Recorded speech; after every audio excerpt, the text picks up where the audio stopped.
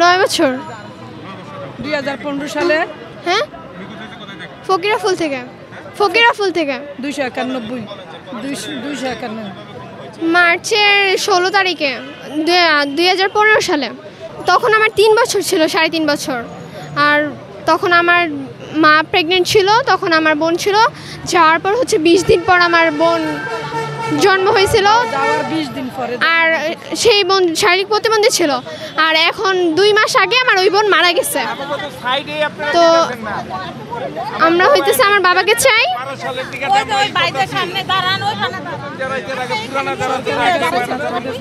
আমি আমার বাবাকে চাই যে নতুন সরকার আসছে ডক্টর ইউনূস, ওনার কাছে চাই। আর হচ্ছে যে আমি আমার বাবার আদর থেকে একেবারেই বঞ্চিত ছিলাম। আমি বাবা কি জিনিস সেটা জানি না। 3.5 বছর। সাথে মানে তখন তো কথাও বলতে পারতেন না। আমার ছেলে প্যারিস লাইনে চাকরি করে, হ্যাঁ। তারপরে 1 বছর হয়েছে ব্যবসা দিছি। তারপরে এই ব্যবসা করতো, পাশাপাশি একটু বিএনপির মিছিল মিটিংয়ে যাইতো। আর আমরা বিএনপির সাধারণ সম্পাদক বাড়িতে ভাড়া ছিলাম। তাই আমার 8-10 জন লোক আইসা, 7-8 জন লোক আইসা সাদা কাপড়ে পইরা আমার ছেলেরে উঠায় নেয়। শার্টটাও পরতে দেয় নাই আমার ছেলেরা। আমার বউয়ের শার্টটা দিয়ে দিছে। আমার বউ প্রেগনেন্ট ছিল, তো আমার বউরে খালি আড়াল করে চিপায় নিয়ে যায় আমার ছেলের বউরে। তখন যখন যে গাড়ি আমি বাসায় ছিলাম না, আমার ছেলে নেয়বেলা, তা আমার ছোটো ছেলে গাড়ির পিছে গেছে, ধরে নিছে যে গাড়িটার পিছে গেছে। তো আমার ছোটো ছেলেরে বলে যে তুই যদি আসো তোর খরচ ফায়ার করে দেবো। তো আমার ছেলে গাড়ির নাম্বারও রাখছে, জিটির মেয়েদের নাম্বার দেওয়া আছে। তারা আমাদেরকে বইলা গেছে 2 ঘন্টা পরে রমনা থানায় আইস, তোর ভাইয়ের ছেড়ে দেওয়া হবে। আমরা রমনা থানায় গেছি, কয় আপনার ভাই আনে নাই, আপনার ছেলে আনে নাই। তারপরে মতিঝিল থানায় এসি, কয় জিটি নিয়ে আসেন। মতিঝিল থানায় জিটি নিয়ে গেছি, জিটি নেয় নাই। আমাদের অনেক দিন পরে একটা নিছে, এই দরখাস্ত নিছে, অভিযোগ নিছে। তারপরে 2 মাস পরে, হয়তো 3 মাস পরে জিটিটা নিছে। নেওয়ার পরে মিন্টু রোডে, আপনার রমনা থানায়, মতিঝিল থানায়, তারপরে আপনার মামলা টামলা অনেক করছি, হাইকোর্টেও মামলা করছি। করার পরে কিছুতেই খোঁজ মিলে নাই আমার ছেলের। মানে আমার ছেলেরে নতুন সরকার আসছে ডক্টর ইউনূস, আর ছাত্ররা দেশ স্বাধীন করছে। সবার কাছে আমার আকুল আবেদন, বিনয়ভাবে আবেদন যে আমার ছেলের আমি ফেরত পাই।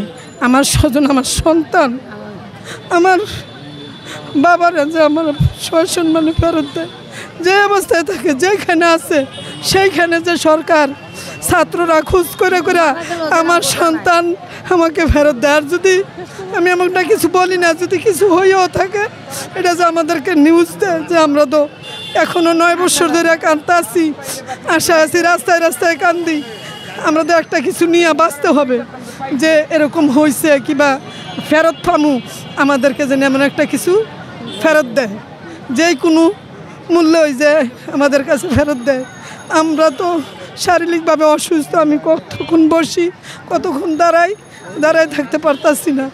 আমার ছেলে যাওয়ার পরে আমার বউ চলে গেছে, আমার নাতিন মারা গেছে। আমি শারীরিকভাবে অসুস্থ, ডায়াবেটিস, প্রেশার, লিভারে চর্বি ধরছে। আমি হাঁটা চলাও ঠিক মতো করতে পারি না, আমি অসুস্থ। আমার দেওরানের মতো কেউ নেই, আমার এই ছেলেটাই বড়। ইনকামের রাস্তা একটাই ছিল আমার এই ছেলেটা।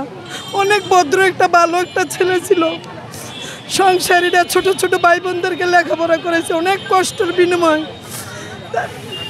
2 তালা, 10 তালা, 4 তালা, 8 তালা ভাই আমার ছেলে পেপার দিত, ফের সে চাকরি করতো। তারপরে এমন করে সংসার চালাইছে আমার ছেলে।